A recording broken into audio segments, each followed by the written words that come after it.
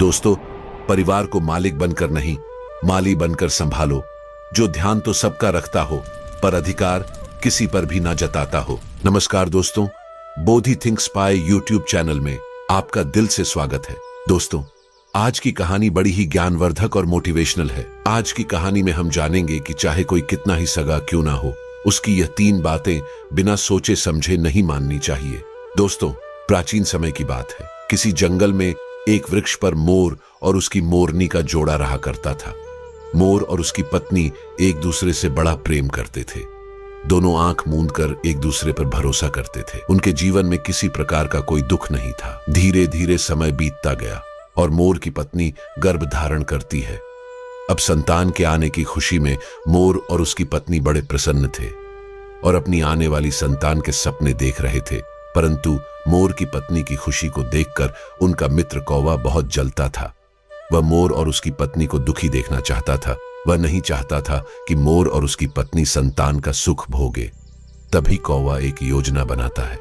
वह अगले दिन मोर की पत्नी के घोंसले में जाता है और कहता है, बहन, मैंने अपनी दिव्य दृष्टि से देखा है कि तुम्हारी आने वाली संतान तुम्हें बहुत कष्ट देगी। इस संतान के कारण तुम्हारे पति मोर की मृत्यु भी हो सकती है। अब कौवे की ऐसी बात सुनकर मोर की पत्नी घबरा जाती है और मोर की पत्नी कहती है, यह तुम क्या कह रहे हो? मैं अपने पति को बचाने के लिए क्या कर सकती हूं? कौवा कहता है, अगर तुम अपनी और अपने पति मोर की जान बचाना चाहती हो तो तुम्हें इस संतान के जन्म लेने से पहले अपने अंडे को नष्ट करना होगा। तुम अपने अंडे को ले जाकर किसी नदी या नाले में गिरा देना, तभी तुम और तुम्हारे पति मोर सुरक्षित रहोगे। अब मोर की पत्नी गहरी सोच में डूब जाती है और बहुत चिंतित हो जाती है। वह सोचती है कि उसकी खुशी पल भर में दुख में बदल गई।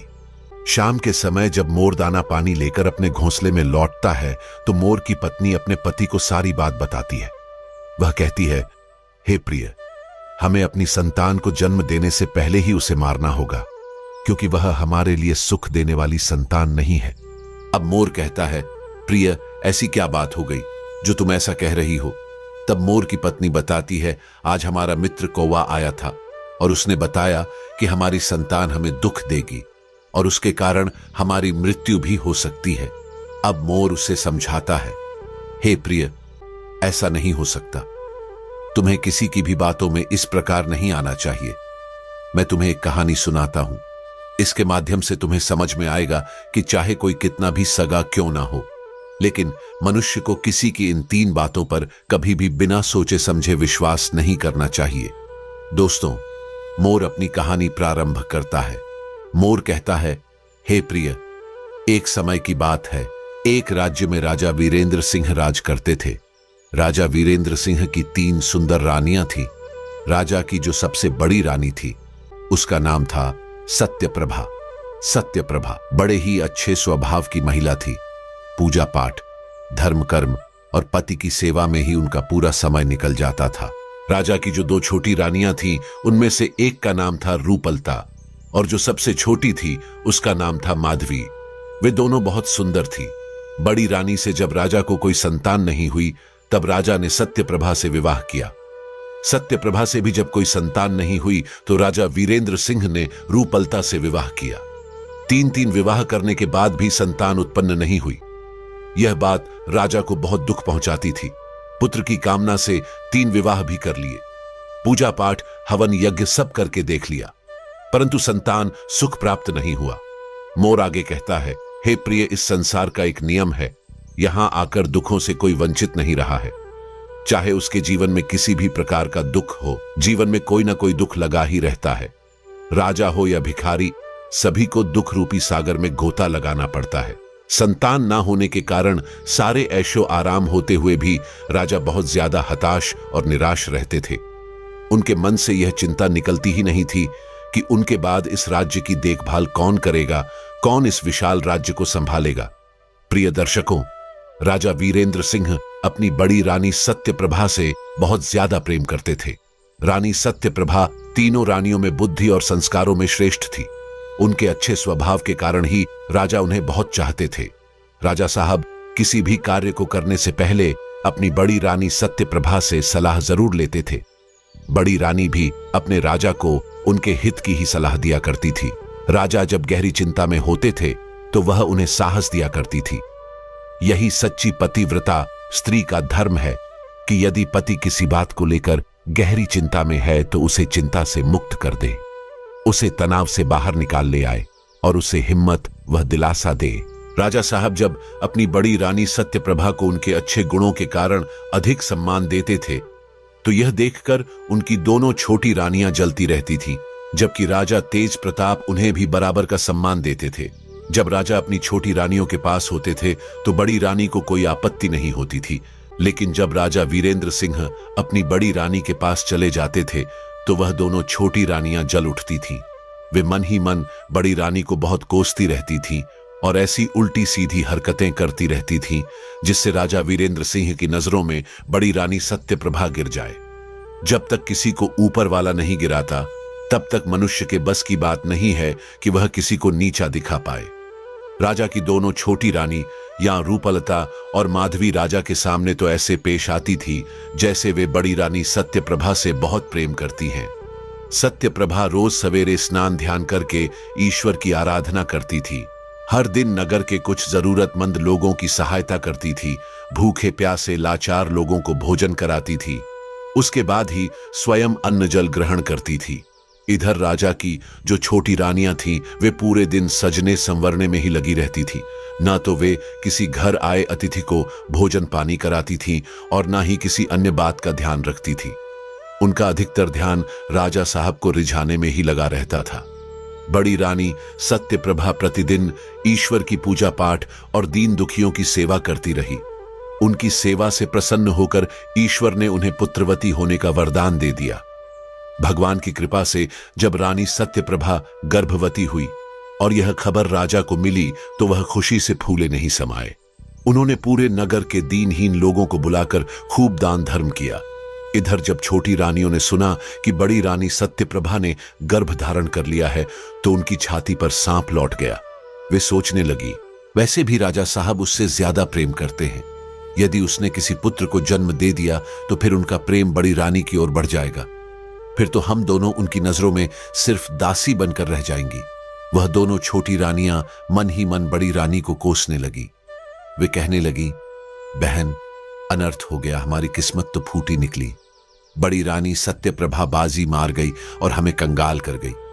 वह तो महारानी बनकर पूरे जीवन आनंद से रहेगी और हम दोनों दासी बनकर उनकी सेवा करेंगे। फिर तो हमारी हालत एक नौकरानी से भी बदतर हो जाएगी। यही सोच सोचकर वे दोनों छोटी रानियां मरी जा रही थीं।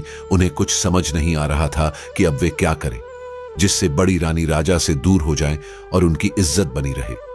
बहुत देर तक सोच विचार करने के बाद छोटी रानी माधवी कहने लगी, बहन, हमें कुछ ना कुछ तो करना ही चाहिए। अगर आज हम हाथ पर हाथ रखे बैठे रहे तो हमारा जीवन नर्क बनकर रह जाएगा। राजा साहब तो पहले से ही बड़ी रानी को बहुत चाहते हैं। सत्यप्रभा की तो किस्मत चमक गई और हमारा भाग्य फूट गया। इस प्रकार वह दोनों रानियां जलन के कारण मरी जा रही थीं। रूपलता बोली, बहन, इससे पहले कि महाराज हमसे अपना मोह फेर ले, हम अभी से अपने मायके चले जाते हैं। यहां देख देख कर घुट घुट कर मैं नहीं जी पाऊंगी। तब रूपलता कहने लगी, बहन, मायके जाना कोई समस्या का समाधान नहीं है। जरा विचार करो, तुम अपने मायके में कितने दिन रह पाओगी? आखिर एक ना एक दिन तो फिर से यहीं आना है, इसी राजमहल में। इसलिए मेरी बात समझो, यहीं रहकर हमें कोई उपाय निकालना चाहिए जिससे राजा का प्रेम हमसे कम ना हो। तब माधवी बोली, बहन, तू ही कोई तरकीब सोच। तब रूपलता कहती है, बहन, ध्यान से सुन, मेरे दिमाग में एक योजना आई है। अगर यह योजना काम कर गई तो हमारी समस्या का समाधान हमेशा के लिए हो जाएगा और हम हमेशा महाराज की नजरों में प्रिय महारानी बनकर रहेंगी। तब माधवी पूछती है, वह कौन सी योजना है? तब रूपलता समझाती है, अगर हम दोनों मिलकर बड़ी रानी को राज्य से निकलवा दें तो महाराज पहले की तरह हमसे प्यार करने लगेंगे और हमारा खोया हुआ सम्मान फिर से लौट आएगा। इस प्रकार दोनों रानियों ने मिलकर बड़ी सत्यप्रभा को राज्य से निकालने की योजना बनाई और अपनी दासी से कहकर राज पंडित को अपने महल में बुलवाया। राज पंडित जब उनके महलों में आए तो उन दोनों रानी ने राज पंडित का बड़ा सम्मान किया। उनके भोजन के लिए तरह तरह के स्वादिष्ट व्यंजन बनाए। उन स्वादिष्ट व्यंजनों को देखकर राज पंडित एकदम प्रसन्न हो गए। पंडित जी बड़े प्रसन्न होकर पूछते हैं, हे रानियों, क्या यह सारा भोजन हमारे लिए बनवाया है? दोनों रानियों ने कहा, हां महाराज, यह भोजन आपके लिए ही बनवाया है। आप निश्चिंत होकर भोजन करिए। पंडित जी भोजन करने बैठ गए और दोनों रानियां पंखा लेकर उन पर हवा करने लगी। पंडित जी सोचने लगे, इतनी सेवा सत्कार करने का मतलब क्या है? कहीं आज मुझे बलि का बकरा तो नहीं बनाया जा रहा है? जैसे बकरे को पहले खिलाते पिलाते हैं और उसके बाद काट देते हैं। खैर, जो भी होगा, पहले भोजन कर लेते हैं। इतना स्वादिष्ट भोजन तो मैंने आज से पहले कभी नहीं किया है। पंडित जी पेट भर के भोजन करते हैं। भोजन के बाद वह पूछते हैं, हे रानियों, इतनी सेवा सत्कार करने का क्या कारण है? अब मैं यह जान सकता हूं। राज पंडित के पूछने पर छोटी रानी माधवी उन्हें अपनी योजना के बारे में बताती है। वह कहती है, हे पंडित जी, आपको हमारा एक काम करना होगा। आपको तो पता ही है कि बड़ी रानी इस समय गर्भवती है। आपको सिर्फ इतना करना है कि महाराज को बड़ी रानी के प्रति भड़काना है और बड़ी रानी पर कोई दोष लगाकर उन्हें राज्य से निकलवाना है। उनकी योजना सुनकर पंडित जी के हाथ पैर कांपने लगते हैं। उनके चेहरे पर पसीना आ जाता है और भय से उनके हाथ पैर सुन्न पड़ने लगते हैं। पंडित जी दोनों हाथ जोड़कर कहते हैं, रानियों, मुझे क्षमा कर दीजिए, मैं यह घोर अपराध नहीं कर सकता। इतने दिनों के बाद तो हमारे महाराज के घर में संतान का सुख आने वाला है और यह खुशी महाराज से मैं कैसे छीन सकता हूं? यह घोर पाप का कार्य करके मैं नरक में नहीं जाना चाहता। अगर मैंने यह पाप कर भी दिया और किसी दिन राजा को पता चल गया तो वह हमें फांसी पर लटका देंगे और साथ ही साथ आप दोनों भी मारी जाएंगी। इसीलिए रानियों, आप मुझे माफ कर दीजिए।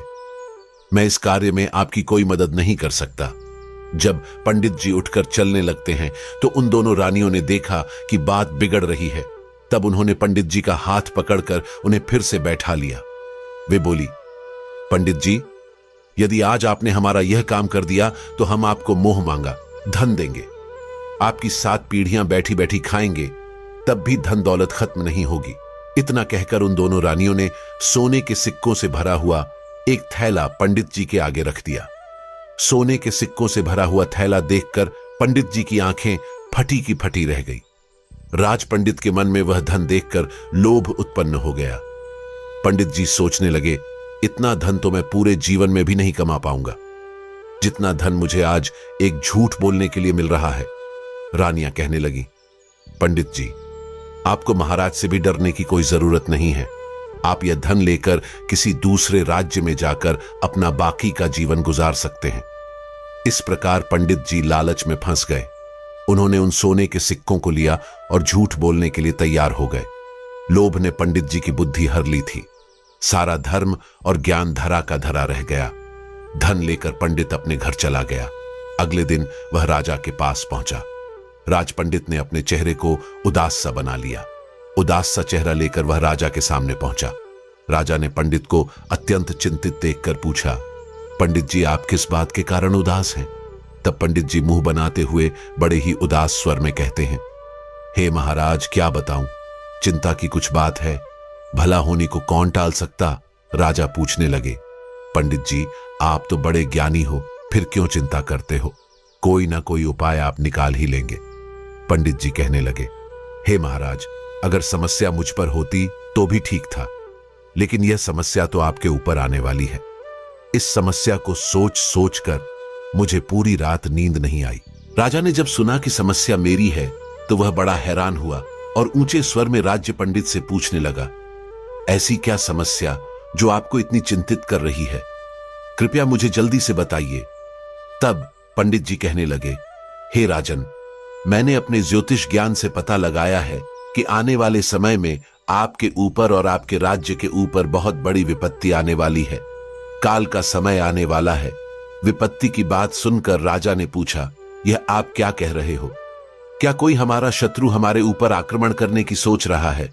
राज पंडित कहने लगे, नहीं महाराज, नहीं। राजा कहने लगा, फिर कौन सी बात है? तब राज पंडित कहता है, हे महाराज, मैं आपकी होने वाली संतान को लेकर बड़ा चिंतित हूं। आपके ऊपर आने वाली विपत्ति आपके किसी शत्रु से नहीं, बल्कि आपकी होने वाली संतान से प्राप्त होगी। हे महाराज, आपकी बड़ी रानी सत्यप्रभा की कोख में जो पुत्र पल रहा है, वही पुत्र आपकी विपत्ति का कारण बनेगा। वह पुत्र आपको बहुत ही ज्यादा कष्ट देगा। उस बच्चे के जन्म के बाद जैसे ही आप उसे देखेंगे तो उसे देखते ही आप दोनों आंखों से अंधे हो जाएंगे और आपका राज्य भयानक बीमारी की चपेट में आ जाएगा। राज्य के बहुत से लोग बीमारी के कारण मृत्यु को प्राप्त हो जाएंगे। हे महाराज, यही मेरी चिंता का कारण है। राज पंडित की बात सुनकर राजा ने लंबी सांस ली और बोला, हे राज पंडित, मैं अंधा होकर जीना नहीं चाहता हूं। कृपया इस विपत्ति से बचने का कोई उपाय बताइए। और हम यह भी नहीं चाहते हैं कि हम संतान के सुख से वंचित रहे। क्या आपके पास कोई ऐसा उपाय है जिससे यह दोनों बातें पूरी हो सके? तब राज पंडित ने जवाब दिया, उपाय तो है महाराज, परंतु आप उस उपाय को कर नहीं पाएंगे क्योंकि वह उपाय बड़ा कठिन है। राजा ने कहा, पंडित जी, आप तो बस उपाय बताइए, करना और ना करना तो मेरे हाथ में है। तब राज पंडित ने रानी सत्यप्रभा को राज्य से बाहर निकालने के लिए झूठा उपाय बताया। पंडित जी ने कहा, महाराज, यदि आप भलाई चाहते हैं तो अपनी बड़ी रानी सत्यप्रभा का इसी अवस्था में त्याग कर दीजिए। यदि आप अपनी बड़ी रानी को त्याग देते हैं तभी आप इस संकट से खुद को और अपने राज्य को बचा सकते हैं। इसलिए रानी को इसी समय राज्य से निकाल दीजिए। इससे आपके ऊपर आने वाली विपत्ति भी टल जाएगी और रानी जहां भी रहेंगी वह सकुशल बच्चे को जन्म भी दे देगी। राजा वीरेंद्र सिंह अपने राज्य पंडित के ऊपर बहुत विश्वास करता थे। उसने सोचा कि पंडित जी जो कह रहे हैं वही ठीक है। उसने एक बार भी राज पंडित पर संदेह नहीं किया कि पंडित जी जो कह रहे हैं वह उसकी दुष्ट रानियों की चाल है। राज पंडित की बात को राजा वीरेंद्र सिंह ने बहुत गंभीरता से लिया और अपनी रानी सत्यप्रभा को त्यागने का निश्चय कर लिया। एक दिन राजा वीरेंद्र सिंह ने अपनी रानी सत्यप्रभा से कहा, हे प्रिय, कहते हैं जब बच्चा मां के पेट में हो तो मां को अधिक से अधिक तीर्थों के दर्शन करने चाहिए और अधिक से अधिक भगवान का ध्यान भजन करना चाहिए। चलिए हम कुछ दिनों के लिए तीर्थ स्थलों पर घूम कर आते हैं। वह भोली भाली रानी राजा की चाल को नहीं समझ पाई कि वह तीर्थों की कहकर उसे राज्य से बाहर छोड़ने जा रहा है। एक बार तो रानी ने राजा से कहा, महाराज, इस समय मेरा 8वां महीना चल रहा है। इस हालत में आप मुझे कहां ले जाए? मैं महल में ही ठीक हूं। लेकिन राजा नहीं माना। वह तो राज पंडित की बातों से पूरी तरह अंधा हो गया था। रानी ने सोचा, चलो, जब मेरे पति देव मेरे साथ हैं तो मुझे किस बात की चिंता है। इस तरह रानी सत्यप्रभा राजा के साथ जाने लगी। अगले दिन राजा और रानी अपने रथ में बैठकर महल से निकले। कई राज्यों तक राजा रानी को रथ में बैठाकर ले गया। जब घना जंगल आया तो राजा रानी को पैदल ले जाने लगा। उस घने जंगल में राजा और सत्यवती जब पहुंची तो चलते चलते रानी ने राजा से कहा, हे महाराज, इतनी देर से चलते चलते मैं थक चुकी हूं। यहीं किसी वृक्ष के नीचे बैठकर विश्राम करना चाहती हूं, क्योंकि इस अवस्था में मुझसे ज्यादा नहीं चला जाता। राजा ने कहा, ठीक है प्रिय, तुम आराम करो, हम तुम्हारे पास ही बैठ जाते हैं। इस प्रकार रानी सत्यप्रभा अपने पति के पास एक वृक्ष के नीचे बैठकर आराम करने लगी। रानी पहले से ही हारी थकी थी, इसीलिए उसे जल्दी ही गहरी नींद आ गई। रानी गहरी नींद में निश्चिंत होकर सो गई। उसे क्या पता था कि राजा के मन में आखिर क्या चल रहा है। इधर राजा वीरेंद्र सिंह ने एक कागज पर कुछ लिखा और रानी के पास रखकर वहां से चला आया। कुछ समय बाद रानी जब नींद से जागी तो उसने अपने पास अपने पति को नहीं पाया। वह एकदम से डर के मारे घबरा गई। उसने अपने पास रखे एक कागज को पढ़ा और पढ़ते ही उसके आंखों से आंसू निकल आए। कागज में लिखा था, हे मेरी प्यारी रानी, मुझे क्षमा कर देना, किसी कारणवश मैं तुम्हारा त्याग कर रहा हूं। अब तुम चाहे जहां जाओ, जहां रहो, हमारा तुमसे कोई नाता नहीं है। राजा का वह खत पढ़कर रानी सत्यप्रभा गहरे शोक में डूब गई। वह अपने पति का नाम लेकर उस जंगल में रोती चिल्लाती घूमने लगी, लेकिन राजा का वहां कहीं अता पता नहीं था। वह दुखी होकर कई घंटे उसी हालत में इधर उधर भटकती रही। उसके दुख का वर्णन करना भी मुश्किल है। रानी बार बार यही प्रश्न कर रही थी, आखिर मुझसे भूल क्या हो गई जो राजा साहब ने मुझे त्याग दिया। लेकिन उसके प्रश्न का कोई जवाब देने वाला वहां नहीं था। उस लाचार रानी को अपनी इतनी चिंता नहीं थी, परंतु उसके पेट में जो बालक पल रहा था उसकी चिंता उसे बहुत अधिक थी। अगर वह अकेली होती तो कहीं अपने प्राण त्याग देती, लेकिन पेट में पल रहे बालक ने अभी दुनिया भी नहीं देखी थी। उसकी हत्या वह कैसे कर सकती थी? वह 8 माह के गर्भ को लेकर जंगल में इधर उधर भटकती रही। फिर उसने हिम्मत बांधी और भगवान को याद किया। भगवान की कृपा से उसे एक रास्ता दिखाई दिया। अब वह उस रास्ते पर धीरे धीरे आगे बढ़ने लगी। पूरा दिन भूखी प्यासी रानी उसी रास्ते पर चलती रही। चलते चलते वह एक साधु के आश्रम पर पहुंच गई। उधर आश्रम के साधु ने देखा कि एक महिला जो गर्भवती है अकेली भटकती हुई उसके पास आई है। साधु जी को बड़ा आश्चर्य हुआ कि इस दुखियारी को भला इस जंगल में किसने अकेला छोड़ दिया।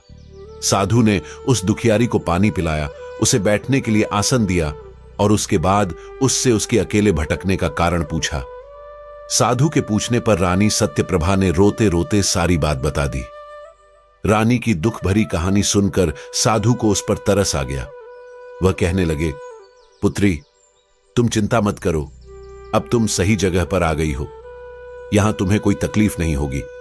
जब तक तुम्हारी मर्जी हो तब तक तुम इस आश्रम में आराम से रह सकती हो आज से, और इस समय से अब मैं ही तुम्हारा पिता हूं और तुम मेरी पुत्री हो।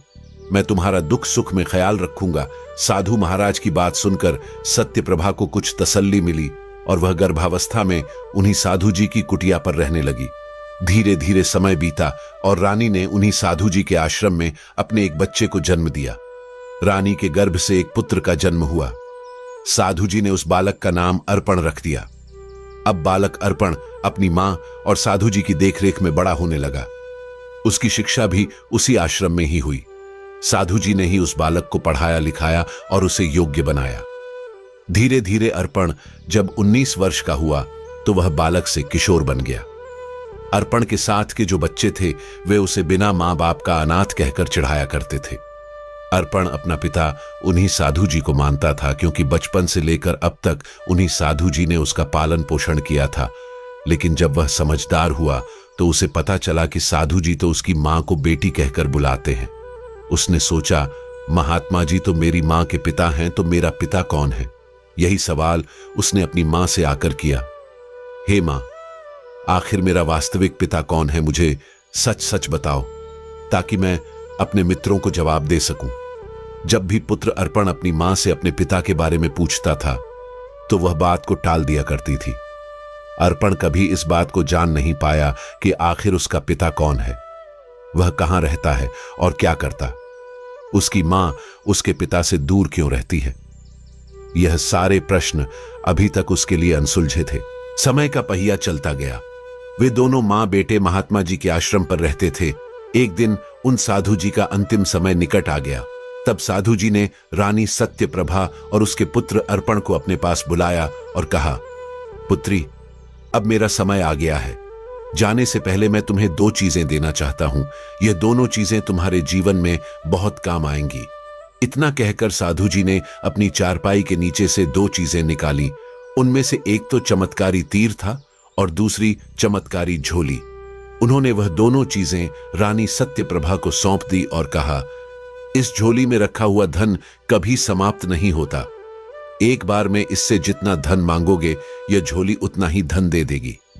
और इस तीर की विशेषता यह है कि यह तीर जिसके ऊपर छोड़ा जाएगा वह अपने लक्ष्य को भेद कर ही वापस लौटेगा, चाहे इसके सामने कितना भी शक्तिशाली शत्रु क्यों ना हो। इतना कहकर साधु जी ने अपना शरीर त्याग दिया। साधु जी के जाने के बाद वे दोनों मां बेटे आश्रम पर अकेले रह गए। उन्होंने महात्मा जी का अंतिम संस्कार किया और कुछ दिन तक आश्रम में रहे। वहां उन्हें बिल्कुल अकेला अकेला सा लगने लगा। कुछ दिनों बाद उन दोनों ने उस आश्रम को छोड़ दिया। अब उनके पास साधु जी के द्वारा दी गई वही झोली और तीर था। वे उस झोली से जितना धन चाहते थे उतना मांग लेते थे। एक दिन रानी सत्यप्रभा अपने पुत्र अर्पण को लेकर अपने नगर लौटी, जहां उसके पति का राज्य था। उसने नगर में ही एक छोटा सा घर बनाया और बेटे के साथ वहां चुपचाप रहने लगी। अपने ही नगर में बेटे के साथ रहते हुए उसे 3 वर्ष बीत गए। रानी ने कभी अपने राजमहल में जाने का प्रयास नहीं किया और न ही अपने बेटे को बताया कि यहाँ के राजा ही उसके पिता हैं। उधर महल में राजा की जो दूसरी रानी थी, रूपलता, उसने महाराज तेज प्रताप को अपने प्रेम जाल में ऐसा फंसाया कि उसे अपने काबू में कर लिया। अब तो राजा सिर्फ उसी रानी का होकर रह गया।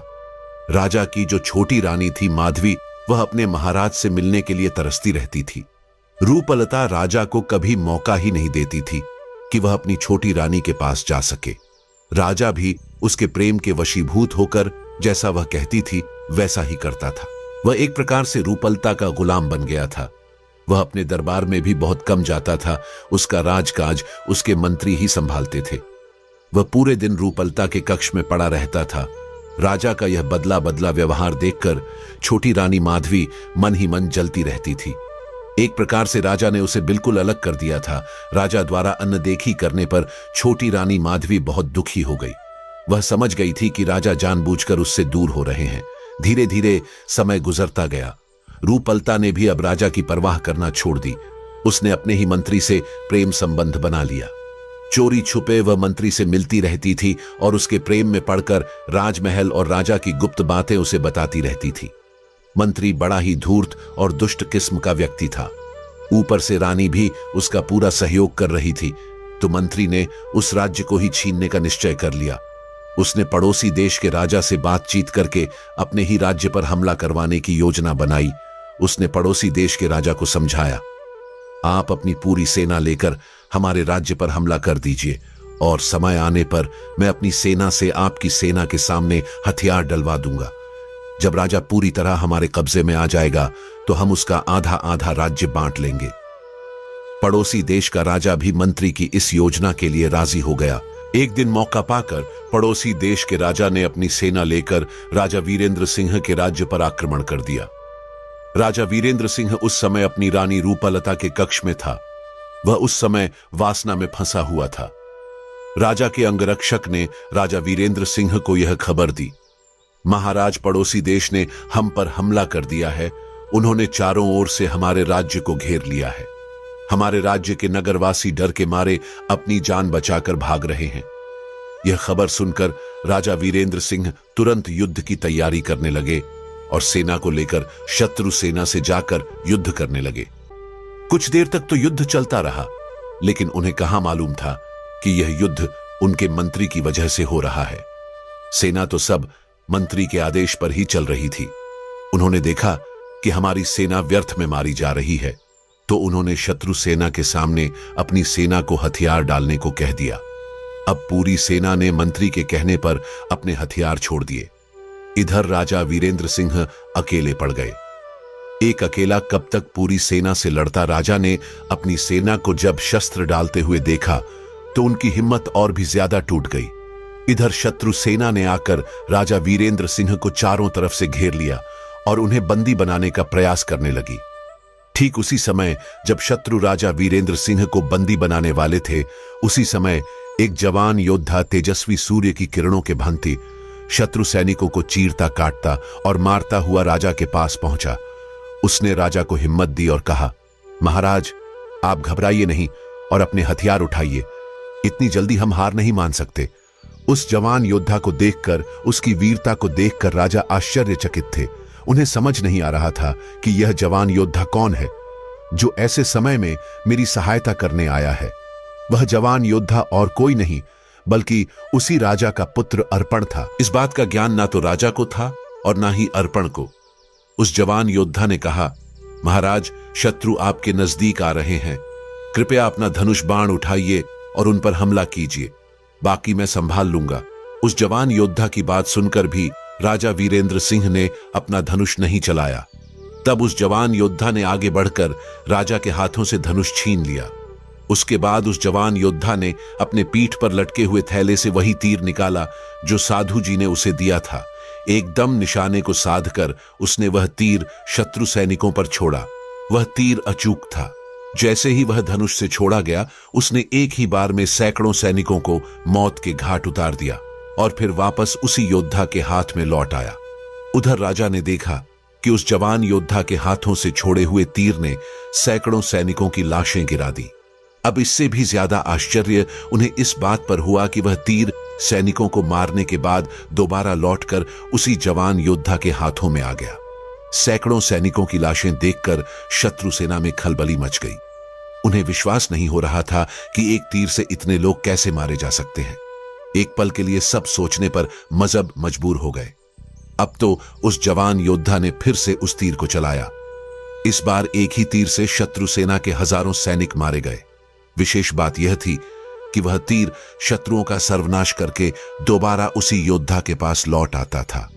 यह देखकर शत्रु राजा और मंत्री के हाथ पैर सुन्न पड़ गए। अब तो उनके दिमाग से राजा को बंदी बनाने का विचार निकल गया और वे अपनी जान बचाने में लग गए। तीसरी बार जब उसने धनुष पर बाण चलाया तो शत्रु सेना ने देखा कि अब यह किसी को भी जीवित नहीं छोड़ेगा।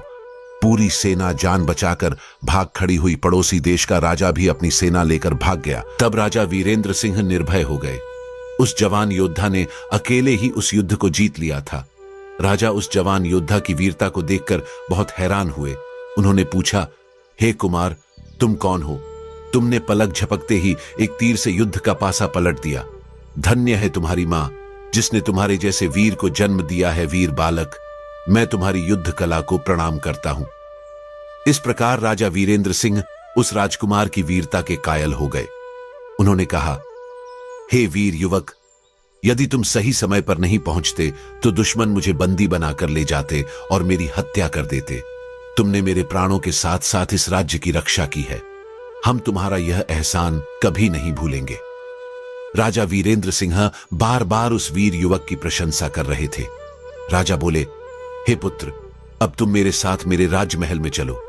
इस प्रकार राजा उस जवान योद्धा को अपने महल में बुलाकर ले गए और उसका खूब सम्मान किया। उसे बड़ा स्वादिष्ट भोजन कराया। उसके बाद राजा ने पूछा, हे वीर बालक, तुम्हारे माता पिता कौन हैं और वे कहां रहते हैं? तब उस जवान योद्धा ने बताया, महाराज, मेरा नाम अर्पण है।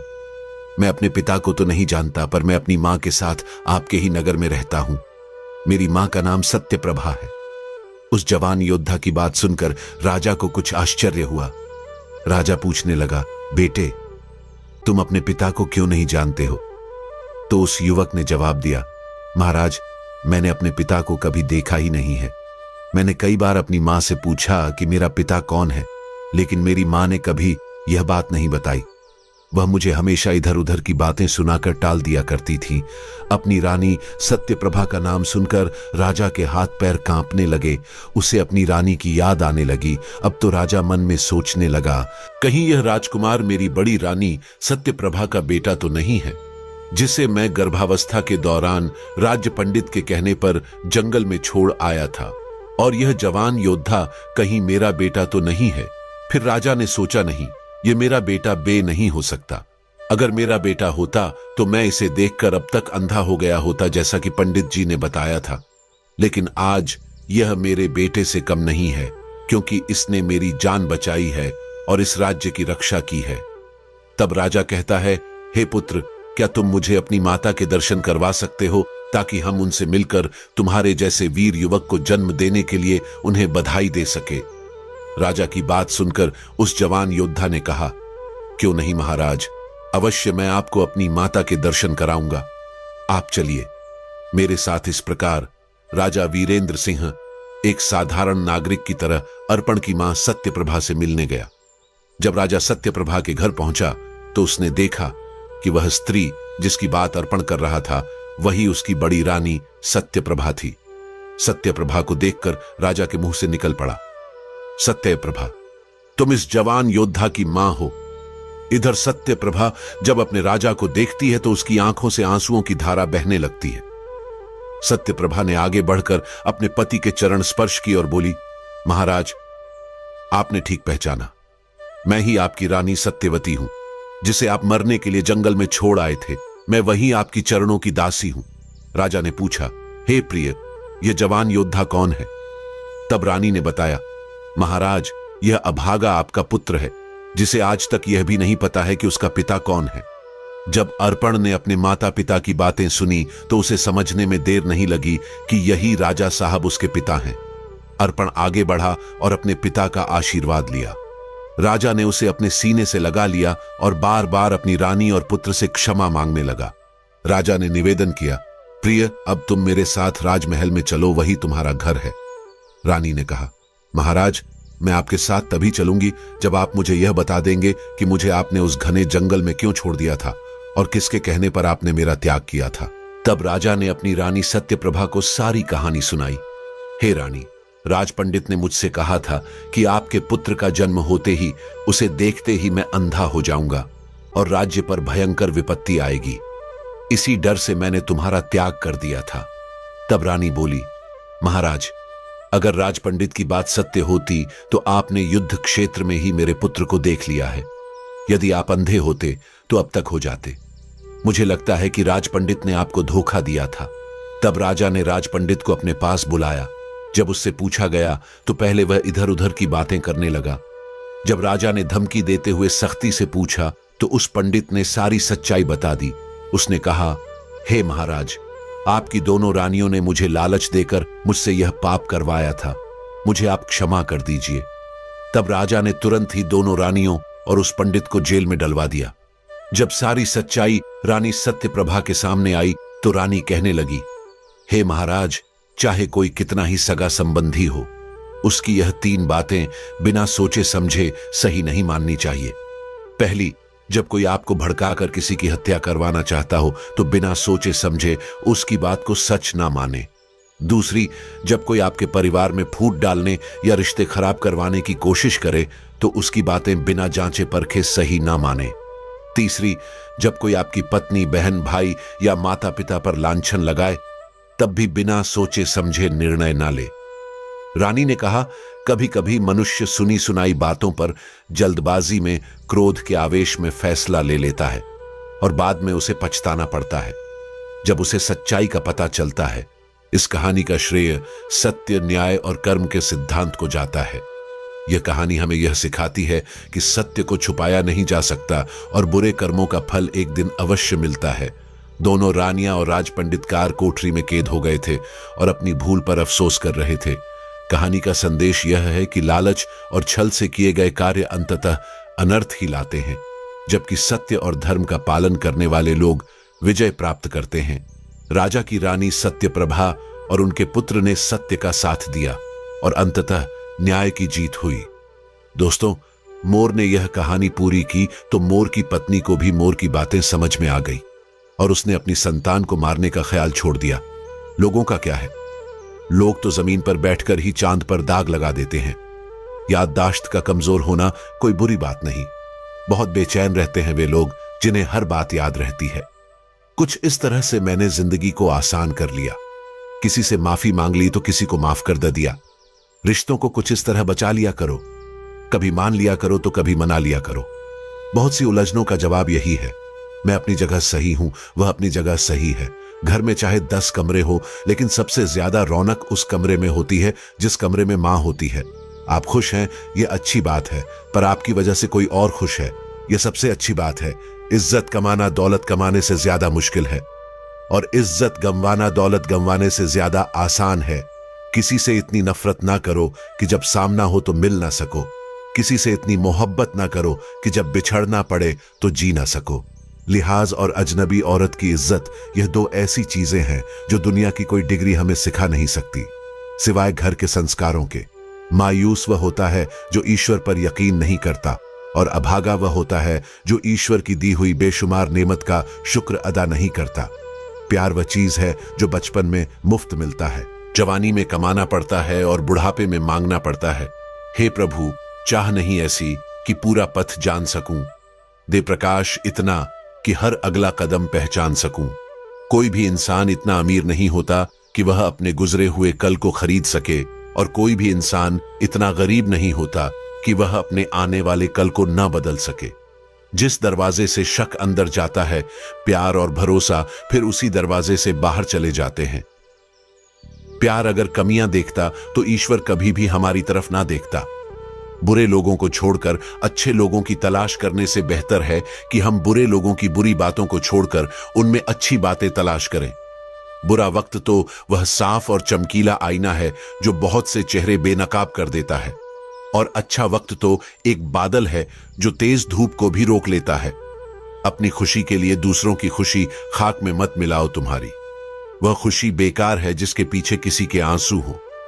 जब किसी की बात कड़वी लगे तो समझ लेना कि सच कहां जा रहा है, और जब किसी के बात करने का तरीका कड़वा लगे तो समझ लेना कि अलविदा कहां जा रहा है। दोस्तों, आशा करता हूं कि इस कहानी से आपको बहुत कुछ सीखने को मिला होगा। अगर वीडियो आपको अच्छी लगी हो तो वीडियो को लाइक और इस वीडियो को अपने दोस्तों के साथ शेयर जरूर करें और हमारे इस चैनल को सब्सक्राइब करना ना भूलें। आपका एक लाइक और सब्सक्राइब हमें आगे बढ़ने के लिए मोटिवेट करेगा। अगर आपके अपने कुछ विचार हो तो हमें कमेंट बॉक्स में कमेंट करके जरूर बताएं। तो मिलते हैं अगली कहानी में। मस्त रहे और स्वस्थ रहे और देखते रहे बोधी थिंक स्पाई की स्टोरी की नई नई वीडियोस। धन्यवाद।